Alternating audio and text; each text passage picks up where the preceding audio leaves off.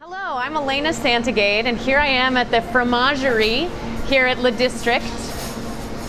So this is our cheese shop here, our little enclave of delicious cheeses from all over the world with a real focus on French cheeses, but also we've got great varieties from our neighboring countries and a great showing from domestic cheesemakers here in the US.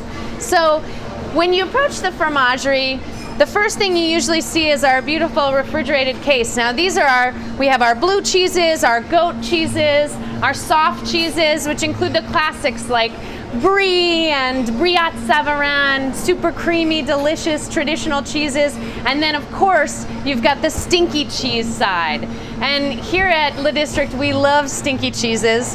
At any given time, we'll have dozens from this category. And again, both traditional French, we've got the Brebis Rousse and the traditional Munster. But we also have cheeses from right here in our backyard in New York. We've got some great cheeses from up just outside of Syracuse by a local cheesemaker, the Ledyard, which is our grape leaf wrapped sheep's milk cheese up there. And then we also have cheeses made up in Walton, New York by Jos Vulto, an old friend of ours. This cheese, the Miranda, is washed in absinthe, sort of a take on traditional cheese making, using a spirit to wash a cheese, gets it really stinky, imparts really unique flavors to it. So then as we make our way around the corner here at the fromagerie, we've always got a selection of what we call our tidbits. These are our little few bites sandwiches, changing the selection every day, usually feature a cheese and an accompaniment right there on the ficelle, which we make here in-house at our boulangerie. A real treat for lunch. And also, we feature our to-go cheese plates throughout the day. This is great now that it's warm outside. You can grab one, run to the waterfront, and have a great little spur-of-the-moment picnic.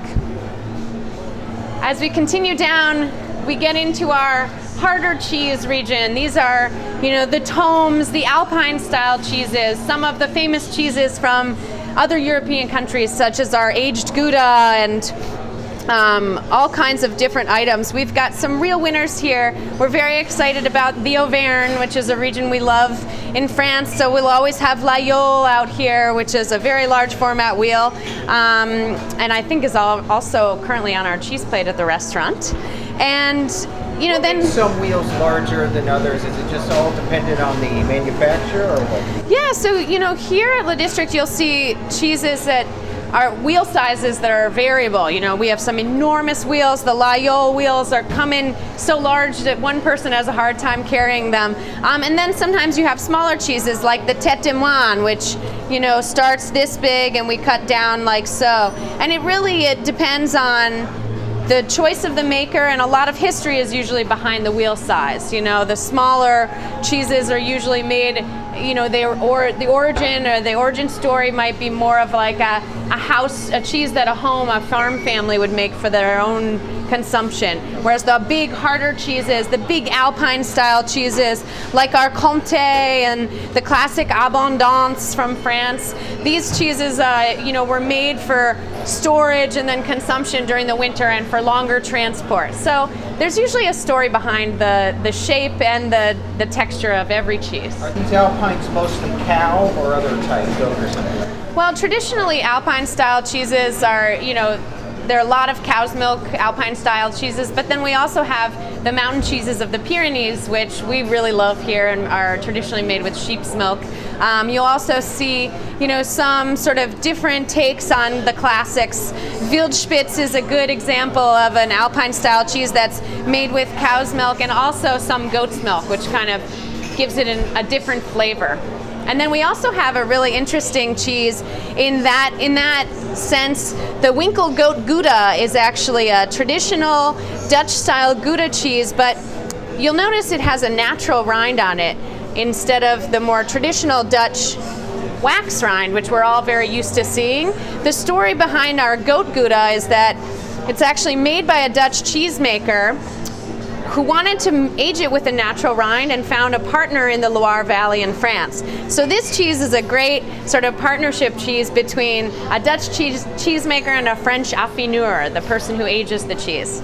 And here at Le District, we're into that kind of thing. What's your biggest seller of this section? In this section, our biggest selling cheese is definitely our Comté. At any given time, as you can see, we usually our Comté selection by the end of the weekend gets kind of lower as we sell through a lot of it. At any given time, we have 4 flavor profiles of Comté, and this is a cheese we're really, really excited about. It's super traditional French, and we are having a lot of fun introducing customers to what this cheese is like throughout different age profiles. And so that's something you could always come here and taste with us, either on the retail side or at any of our restaurants. What's your most exotic or something other places might not have? Well, we've got a few of those. I mean, for me, we have some really interesting cheeses from Switzerland right now. The Voulis Rouge, which is washed with wine, with red wine, is really delicious and kind of unusual, has a tangier flavor, not just the alpine sweet nuttiness that you might be used to. We also have a special batch of Pleasant Ridge Reserve. This is a cheese made in Wisconsin by a cheesemaker named Andy Hatch, and what we've decided to do with this cheese is to choose a batch that we really love the flavor profile of, and we're receiving it over time as it ages out. So that cheese will always change and be different if you taste it here at our counter. So this is one of our cheese plates that we serve here in the restaurants at Le District. These plates always change. The selection is rotating, and they always feature a good combination of cheeses. Right now we have sort of an Auvergne feature going on. We have Bleu d'Auvergne and then also l'Aïeul. So we're sort of focusing on one region, and then of course the classic Brie, and we pretty much always have one of our Comté cheeses on the plate. What is this sticker wall? So this is a collage that our staff has been putting together of the stickers and the labels that come on wheels of cheese when we receive them. So it's really sort of a best of / inventory kind of list. You'll see we've got great selections from all over the place, from France, here domestically, from our friends even in England. And the stickers are very artistic and exciting, and a lot of the times the consumer won't actually get to see them because we take them off when we open the wheel. So we decided to put them on. It's something that cheese shops do pretty often. It's one of the amazing things that our staff has done, and one of our staffers, Scarlett, is an artist and has a lot of background in art, and so these are containers that you receive with each wheel of cheese. You know, it'll come a lot of the times in a wooden container, and we gather a buildup of these over time, and so Scarlett has made a kind of collage of sorts for us to store them and also kind of display them for their beauty, which. Yeah. So when it comes to pairing, whether it's fruits or accompaniments, jams, chutneys, crackers, or wines, the principles really stay the same, and we try here at the counter at Le District to kind of like make it as approachable as possible for people. The first thing to remember is you always want to match intensity of flavor. So if you have a fresh cherry, for example, like what we've got on our cheese plate, that's a big flavor, it's deeper, it's not super sweet, there's a lot going on there, and we love to pair that with one of our blue cheeses, which also is going to be more robust and complex, and that really works. You know, the same goes with wines or crackers or anything that you're pairing cheese with. So here at the counter, you know, it also goes along the sense of pairing cheeses together. When you're putting together a selection of cheeses, you kind of want to have either a progression of flavors and intensities, or, you know, match things on the same level. One thing we love to do, of course, is to taste all varieties of our Comté, and you go from kind of a milder, more nuanced flavor to bigger, more robust flavors, more condensed complexity as it gets older. So there's a lot to play around with that. Are all cheeses aged for many years, or some?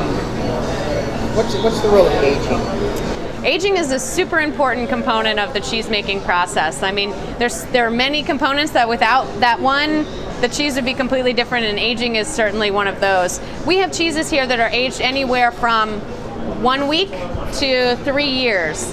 And it really depends on the size of the cheese, the moisture content, and the milk, and all the other things that go into it.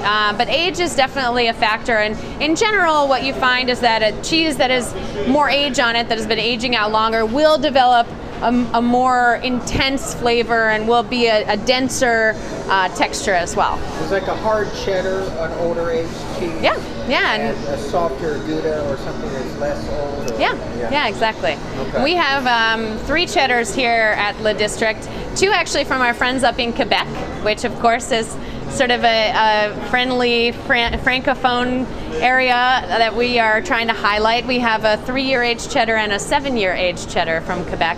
And then we also do feature our friends over in England, the Montgomery's cheddar, which is sort of the standard for traditional British cheddars, which is important to have, especially as we talk about the French cheeses that are kind of cheddar-like in their nature. It's really fun to taste those back and forth. The district, we are bringing in new cheeses every week. The great thing about cheese and traditional foods in general is that they're not available consistently all the time. I mean, they're variable based on the animal's diet, the weather outside, the season, and so we try to reflect the seasonality as much as possible. So while you might get really wedded to one cheese and come back a couple weeks later and see that it's not here, we're always going to have something new for you to try. So here we're talking about our Beaufort. This cheese is one of the traditional French mountain cheeses. It's enormous. As you can see, this is only one little wedge of a much, much bigger wheel. And one of the signature things of a Beaufort is this little cinched waist, I like to call it, on the outside. This is a cheese that really inspires a lot of American Alpine-style cheesemakers. It's the kind of cheese that you rarely see outside of France, and we're very excited to have it. We do have one that's also, it's called Beaufort Chalet d'Alpage, which really means that this is made in the most traditional way possible.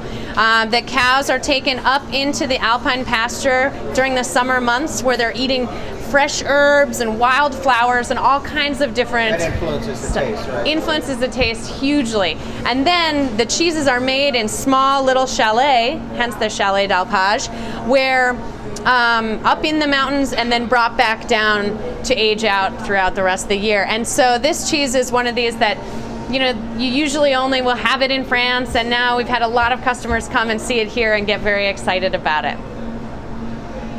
How hard is it to import certain cheeses? Do USDA laws require some foreign cheeses to be not allowed here or something like that? Yes, you know, here in the U.S. we have some specific challenges with the FDA and their regulations on importing cheese.